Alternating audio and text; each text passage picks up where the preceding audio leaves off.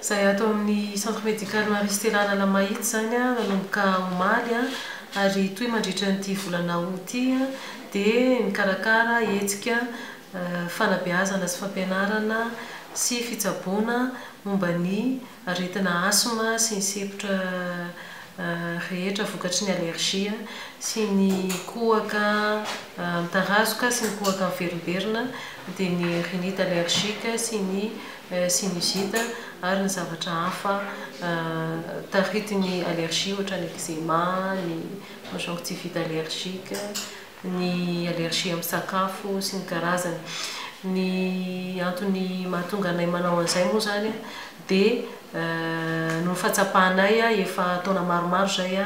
ny maro ny olona ampijalian'ireo aretinareo rehefa tonga ny ririnina sy rehefa tonga ny fahavaratra rehefa miakatra iny ny fofontany. Maro ihany koa ny renim-pianakaviana no tsy matory amin'ny alina mandritra ny ririnina noho ny fatahorana ny zaza so maty eo an-tanana amin'ilay sepotra amin'ireny fotoana ireny. Be dia be ny fijaliana tokantrano any tsy fantatra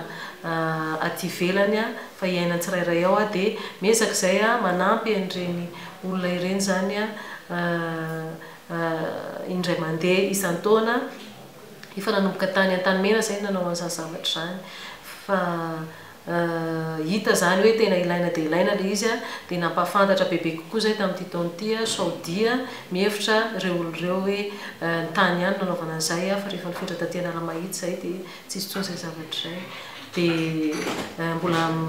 isan-taona zany dia izy foana io hetsika fitsaboana mamaim-poana sy fanabeazana sy fampianarana momba ireo aretina voalaza ireo isan-taona mitohy aty amin'ny centre médical Marie-Stella Analamahitsy. Raha jerena ihany koa dia tena mbola mahagaga hoe fa ahoana no mbola betsaka matin'ny resaka allergie sy asthme zao tontolo zao fa noho ny resaka faharatsian'ny hery fiarovana zany zay. Dia izay moa ny ezanay ampianarina ny olona rehetra mametraka fatokisana mankaty aminay ny hery fiarovana tsaraina na ho an'ny zaza na ny olon-dehibe amin'ny alalan'ny fahaizana amin'ny sakafo fampiasana ireo rehetra eo am-pelatanantsika hitondra ny otrikaina ilain'ilay vatana dia fampiasam-batana araka ny tokony ho izy sy fahaiza-miaina araka ny tokony ho izy. Ny pollution tsika tsy afa-miala amin'ny pollution, ny produit de conserve sy ny produit chimique tsika tsy afaka miala an'ireny fa tsy maintsy miatrika an'ireny zavatra ireny tsika zany jerena inona daholo tokony atao eo anatrehan'ireny zavatra ireny ahafahantsika miaro tena tsy harary sy tsy ho faty tanora zany. Ny expérience-nay teto zany ny zaza latsaky ny 12 taona eo zany reny aloha ny tena lasivy indrindra le latsaky ny 5 taona reny zany tena mampijaly ary reny mora maty zany. Dia dila zay taona zay dia resaka kambonorina sy sinusite indray no mampijaly an'ilay ankizy zany manomboka eo amin'ny 10 taona eo no miakatra.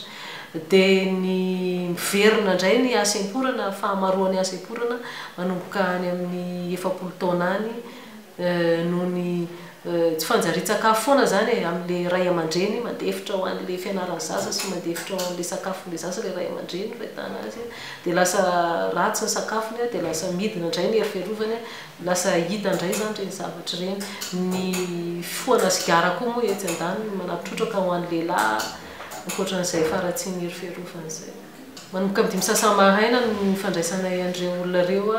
ka hatramin'ny 1 atoandro dia izay rehetra tonga hatramin'izay 1 atoandro izay zany ezahanay ny hamita sy mandrakariva ny andro.